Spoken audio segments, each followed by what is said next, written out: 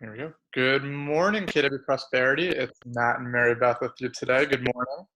Good morning. How are you? I like your color in the red today. Oh, I thank you. I had my red lip Going on, but bold today. I am bold, 4 times bold, and the red lipstick. Great. here you go. You 11 times bold. you are not playing around today, are you? I am not. I am serious. Awesome. Well, as we really continue shift tactic number 12. Yesterday we left off. We were talking about some of the most common issues and that come up in a transaction, some of the solutions to those issues. So yesterday we talked about inspections and repairs, appraisal issues, and loan approval and funding issues, as well as we highlighted the 7 don'ts for mortgages. So Yeah. 7 don'ts of mortgage funding. So that's really where we kind of ended yesterday. So today we'll pick up with really number 4, 5, and 6 in terms of the issues, and then we'll talk about some of the conversations that you need to be having with your buyers and sellers. That's right. And we're on the home stretch here. It's the last We week. are. Yeah, we got 3 more sessions. Today's Wednesday, so we got Wednesday, Thursday, Friday, and then we're on to something new, which we'll see what that is. It doesn't mean that you won't be able to go back and review, though, everybody. You can go on our YouTube channel and you can watch Shift all over again. And on Friday, we really encourage you to come on as we close Shift to participate with us and give us some ahas. Yeah. So we hope to see more people on live at Friday's Shift. And we'll put a post out for that. Is that cool, Matt? I'd love that. Honestly, I would love to hear what people are getting out of this, because we do have a lot of people who are plugging in through Facebook Live, watching the YouTube channel back, people who do plug in here with us on Zoom. So I'm curious to see, the feedback that we're getting. And I almost look at this as like this is season 1 of Matt and Mary Beth. This is Shift. Season 2 next week. We'll see where we're going. Who knows? What will it be? What will it be? It's exciting. Who can it be now? You can tell we're a little zoomed out this week, that we're having fun today. But look at the book. I know I keep showing the book over and over, right? Look at the book. Look where we are. Yep. Would you ever think you were able to read a book like this? No. So quickly? I mean, we all should say yes. And then I know that most of us don't. So we're just going to keep this going on. And I think that the agents that are watching and are slotting this into a half-hour slot every day, whether it's live or not, are going to really get the most from it. So let's dive in, right? Yep, let's dive in. Actually, let's go. Let's just repeat what the message was. I think it was Abraham. Yes, so it was sharpening the axe. So it was, if I had 8 hours to chop down a tree, I'd spend 6 sharpening my axe. That's right. So that really, again, sets the tone for issue number 4, which is other contingencies. So how things go wrong with other contingencies, we're looking at sales of the buyer's house, so if the buyer needs to sell their house first, third-party approvals, estate, relo, short sale approvals, and clouded title. So a couple of the solutions that they have in figure 61 on page 246, and then we'll elaborate on them a little bit more. We've got take backup offers. We have know who and communicate, know who, how, and timetable, and then preliminary title search. So those were the solutions that they have for those. So do you want to start to dive into the first one, which is really taking some backup offers? Yeah, and could you 1 second? Yeah. 1 second, okay? Thank you. Absolutely. Yep, no problem. So as we're looking at the other contingencies, as Mary Beth will be back in a minute, Gary writes on page 254 that the goal is to have as few contingencies as possible with short timetables for clearing them. So one of the things that we looked at when we were talking about inspections, we were talking about appraisal issues, make sure that you are keeping on track. You have a little checklist, which Gary has on page 260. We have a little checklist going. So you really want to make sure that you're hitting all of your deadlines, and we'll get into deadlines in a minute, but we're looking at other contingencies, and when he writes to have as few contingencies as possible with short timetables, you're making sure that, especially with buyer's remorse and buyer's reluctance, you want to make sure you don't have a timetable that's, you know, super long-winded, super long, because it has to be very short and tight so the deal gets to the finish line. Yeah, thank you. Thank you for being Yep. patient. Now the other thing is with contingencies, everything's a contingency. A home inspection is a contingency. An appraisal is a contingency. Second deposit is a contingency. So that's why this is labeled other contingencies. But I just want our agents to be very knowledgeable and understanding that all of those things, when somebody says, have all of the contingencies been met, some would even argue that the walkthrough is a contingency. If you look at the contract, it's contingent upon the walkthrough being broom swept. If at closing, there's a challenge between buyer and seller as to what that idea is, broom swept, you could have a little challenge at closing, and that contingency has not been met. Yep. So when it says here, sale of the buyer's house, third-party approvals, estate relo, short sale approvals, and clouded title. The sale of the buyer's house, a lot of agents run away from that. Do not run away from that. Understand that people who have a house, most people need to sell that house in order to buy the next move-up house. Or even to downsize to get the equity off of that house to then buy the next house. So it's very normal. It's not that there's something wrong with them. And so, yes, while you're in a market that's super hot, that you can get a buyer without a home sale contingency, and why would the seller take the risk to go with a buyer's home sale contingency when they don't have to?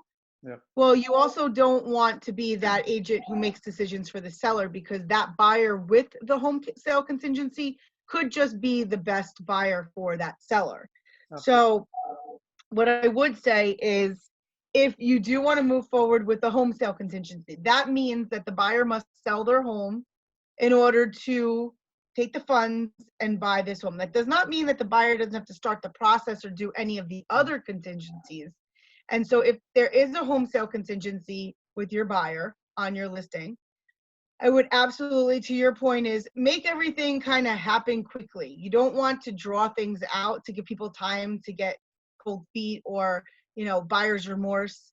And especially with the home sale contingency, your seller's taking a lot of risk just going with that contract. So you really want to make sure that that buyer is fully committed. And fully committed with a buyer is they are spending money. Yep. When a buyer has done their home inspection, they can't get that money back.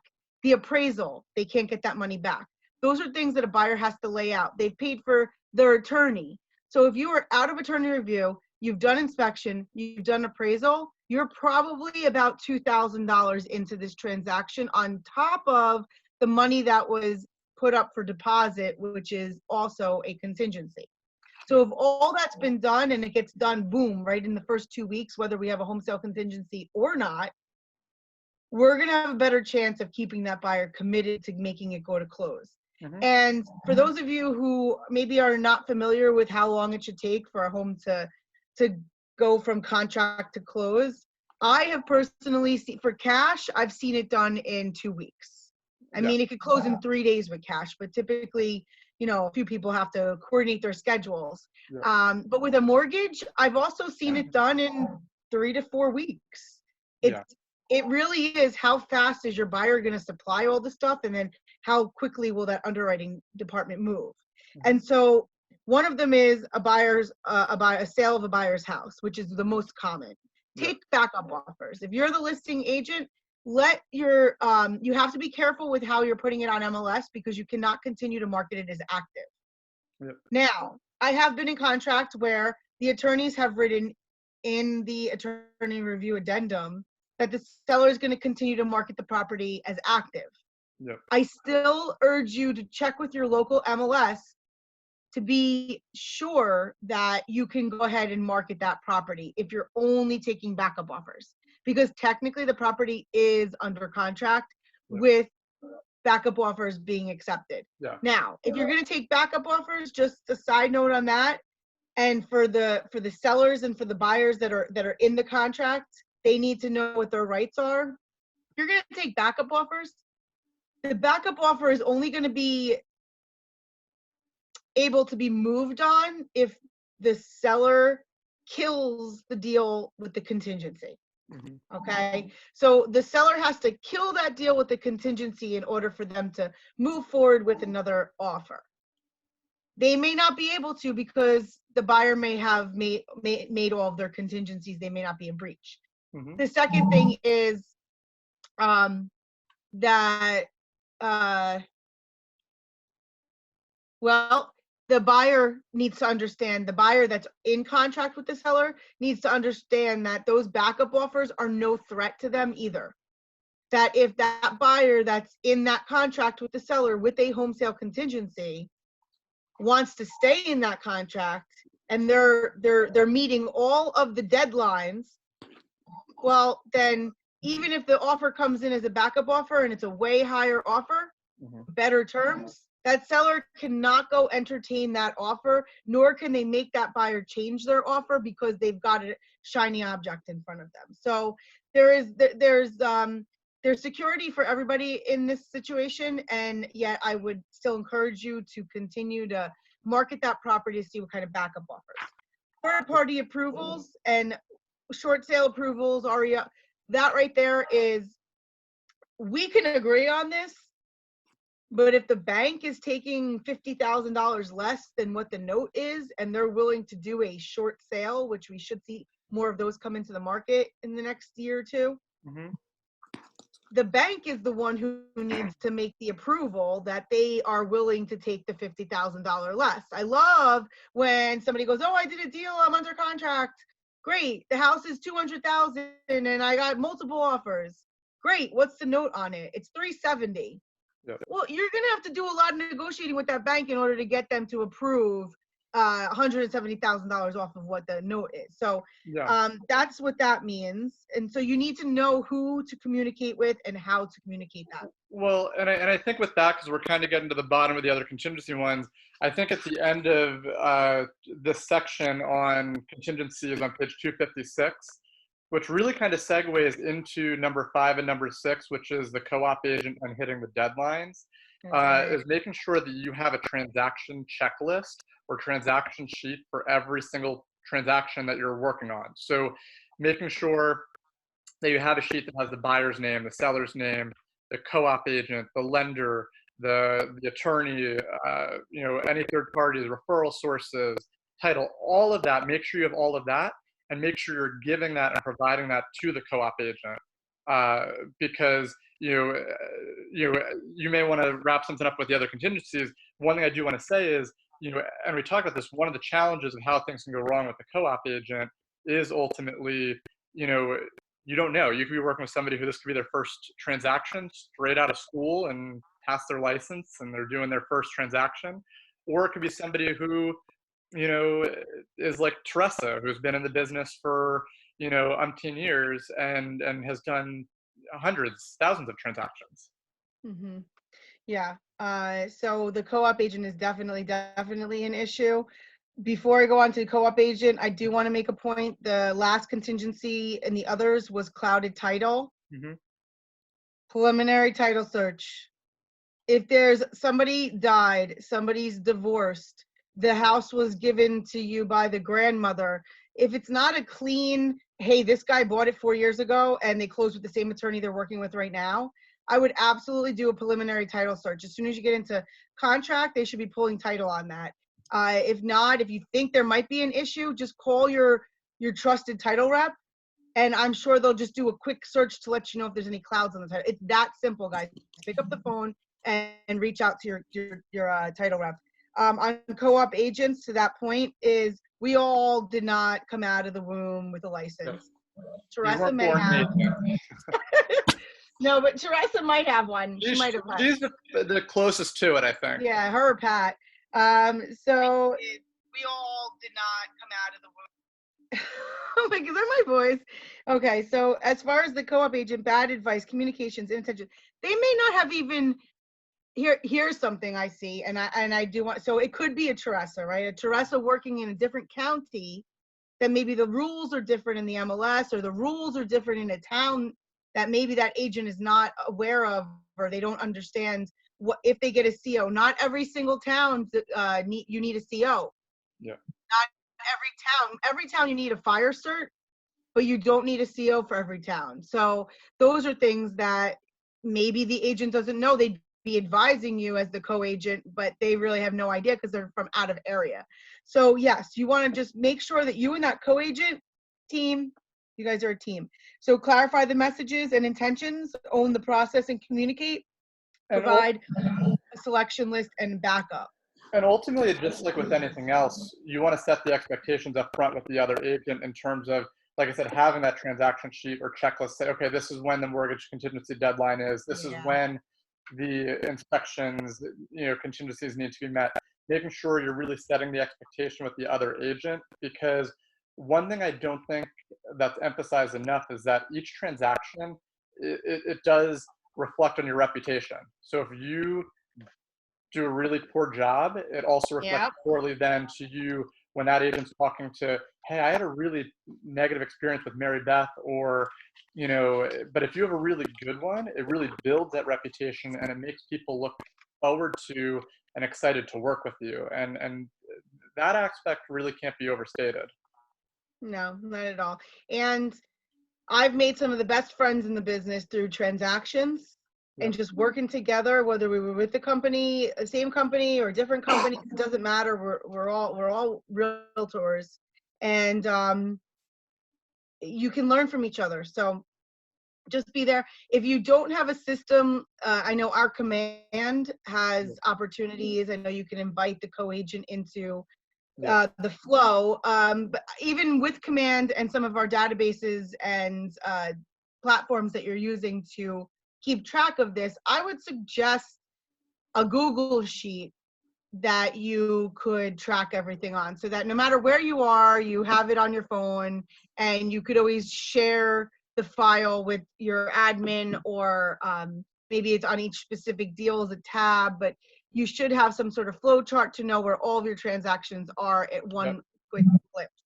So the next one is deadlines, Yep. inspection, repairs, closing date, occupancy, approvals, documentation. And that goes to just what we're speaking about, is having a flow chart and communicating that. And I will share one thing is, a long time ago, I would say probably about 10 years ago, I had an agent who I love dearly get a fine because the client, they wound up, it wasn't a fine, something happened with that agent, I forget, but she had to pay money because it was her fault that she didn't tell her client the second deposit was due. That's right, the second deposit was due, and they lost the deal and she was pulled into it. That's what it was, Yep. because she is a professional and she should know that in the contract they had a specific date that they needed to get that second deposit in, like all contracts read.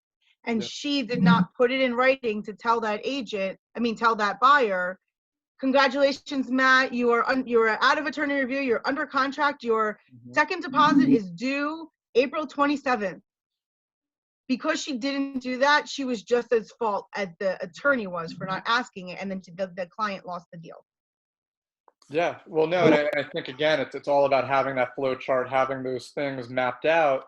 And one of the things that I think is kind of interesting is this book was written in 2009 when everything was very, I don't want to say archaic, but it was very, you have an actual like physical checklist, which for some of you that may still work well. It may be better to have something printed out and that you go through each time.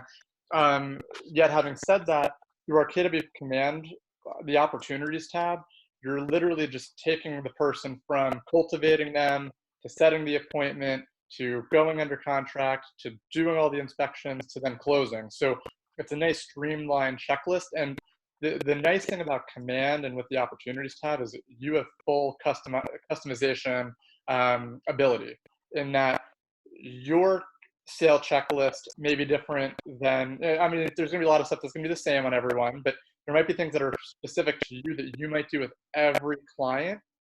It might just be, hey, following up every, having different triggers. You can customize it so that way your checklist is the one that's Mm-hmm. imposed in command and not just like a generic one, which I think is great.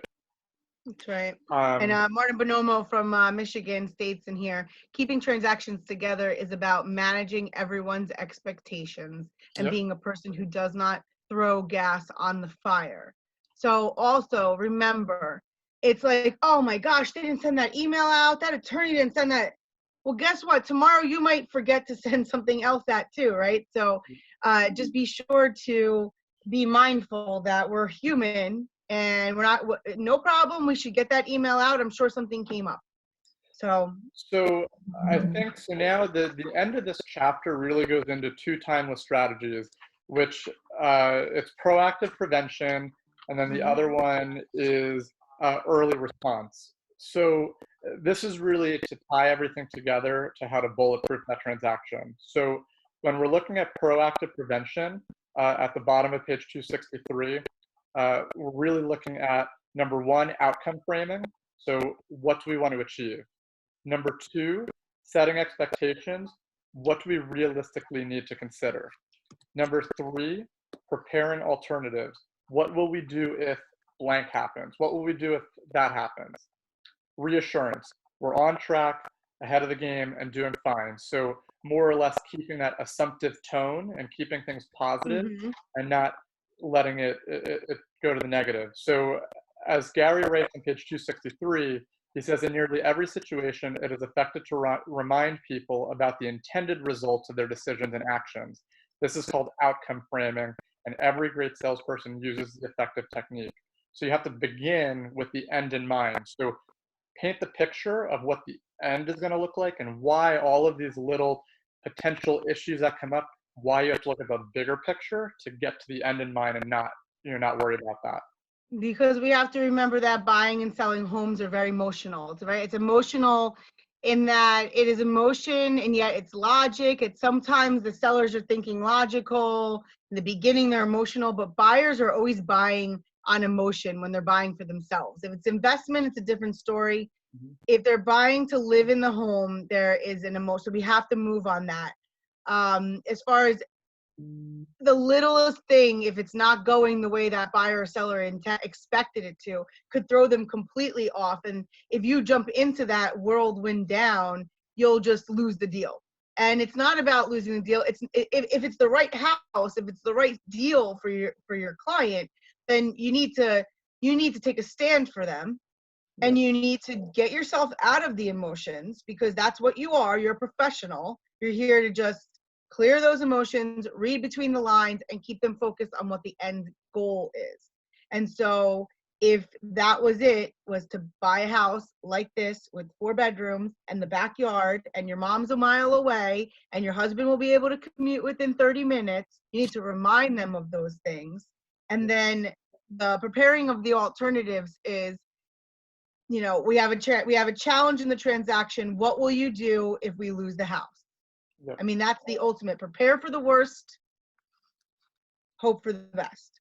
So what will you do if you lose the house? Well, we'll just go into our mom's house. Okay, great. So we know at the end of this, we're okay regardless of what happened. And that is your job, is to take the emotions out of it. Absolutely. So, and also to not assume that your clients know what's going on. So even if there's nothing going on a given day or a given moment, don't just assume that your buyer or seller is feeling great about everything. Make sure that you are, consistently reaching out to them, reassuring them, making sure, just because, like I said, nothing's happened doesn't mean that maybe they have concerns. So you want to really make sure you have the pulse of your clients and making sure that you're aware of any challenges or any thoughts that they might be having. So, that really goes into especially if you have a seller or buyer in this market right now and they're in contract, emotions are running wild every day. So you constantly need to be checking in. How we feeling today, Matt? We're really excited, right? We're in day 4 of review, or whatever it is. You need to bring your energy right now. Well, and that really comes into page 266 and 267, which is about early response. That's and, right. The first thing is constant communication. And one of the things that and setting expectations with your clients. And one of the things I think about in terms of the person who I feel like does this the best is Bill Boswell.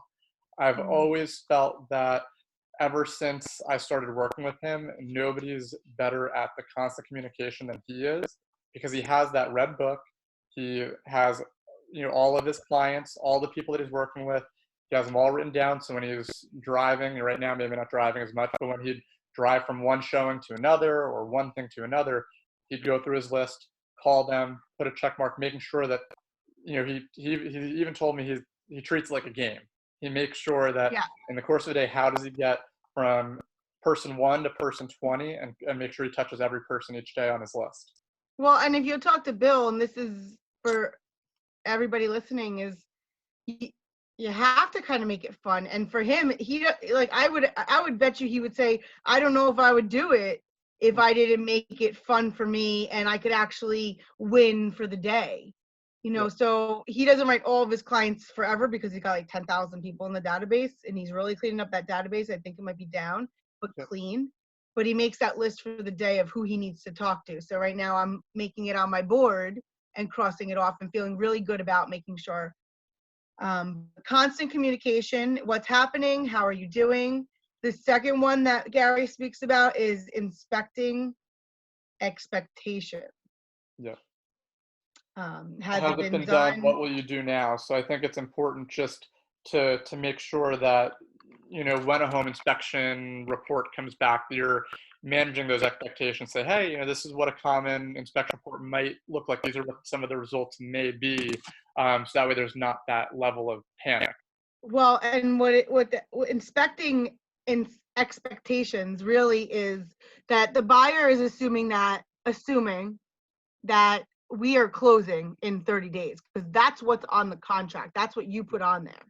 And so inspecting expectations is, well, has that been done before? Have you heard of many people that have closed in 30 days in this time? Yes. Okay. Well, then great. Then it's a realistic expectation. Sometimes a buyer or seller in a transaction, they want $17,000 off of an inspection report that might have really only revealed about $1,500 worth of credit. And so they want and it's like, has it been done before that somebody gave credit for all of the windows in the house when there was one that was cracked? No. Well, aesthetically, I want them to look the same. Well, but that's not a realistic expectation, right? So I think that's what it means in inspecting expectations. And the And third one. oh yeah, go ahead. I was going to say the third one is problem solving. What do we Mhm, need to do now, and how can this get done? that's right. And number 4 is contract to close tracking. What is our progress? What's next? The one thing that I wanted to say to both of those, because I really liked the analogy on page 269. Mhm. Um, he wrote, airline pilots may have flown hundreds of flights and thousands of miles, but before every takeoff, they run their checklist. They may even be able to do it from memory with their eyes closed, but they read the checklist, review each item, make sure it's done, and mark it off. Uh, and I just thought that that's a really great, summation of the early response, but also a great summation of this entire chapter, which is really, don't take anything for granted, and make sure that even if you've done, whether you are the brand new agent, this is your first transaction, or whether you've done hundreds of transactions, make sure you're not, overlooking something. Make sure you're going through the checklist each time, because that can be what's going to save you from keeping the deal together. Because on page 269, Gary writes, fall throughs or did not close can increase from under 5% in the seller's market to well over 25% in a shifted market or a buyer's market. So if you're not conscious of this, of your checklist, and you're not going through the checklist each time, you have a much higher risk of something not closing. And I would advise you guys to get your checklist done today or get your checklist done next week, or start thinking about that while you're on this coronavirus time home, because as soon as that unkinks and the business starts to burst, the best way to not remember is when you got too many things going on. And if you don't have a checklist, that's your easiest way to lose some transactions. And we don't want Well, that to happen, guys. and now's the best time, Mary Beth. I know one of the things, and I know we got to wrap this up, but one of the things that you've been doing with some of the agent consultations is asking agents, okay, so walk me through your seller checklist. What do you do in your marketing? What do you do? And having agents really itemize step by step what makes your process unique, or maybe not even unique, but what is your process? And you determine some people had 30 steps in their buyer process. What makes your process successful? Because simple is successful. Correct. Okay, it doesn't have to get all complicated, but having having a list Yeah. that you follow is what will keep you successful. Because a lot of people don't even know their process, or don't even, or, they know it in their head, but they don't know it when it's actually itemized out. And as we talk in the MREA, as you build your business, you're going to be hiring talent. So you want to have an operations manual for those people you bring on, so they know what your standards are. And I Yeah. think now that everybody is on lockdown right now for the foreseeable future, now's the time to really go through those items and go through all of that. Clean up. So All anyways, right. I am so excited that we are at the bottom of this book. It's yes, amazing. So we have Mortgage Monday, or Mortgage Wednesday, Winning Wednesday happening. A few minutes. yep. That's at 12:30, and then tomorrow we'll be doing the gift to the shift, and then as Mary Beth said, on Friday we'll be doing kind of a wrap up with ahas and questions.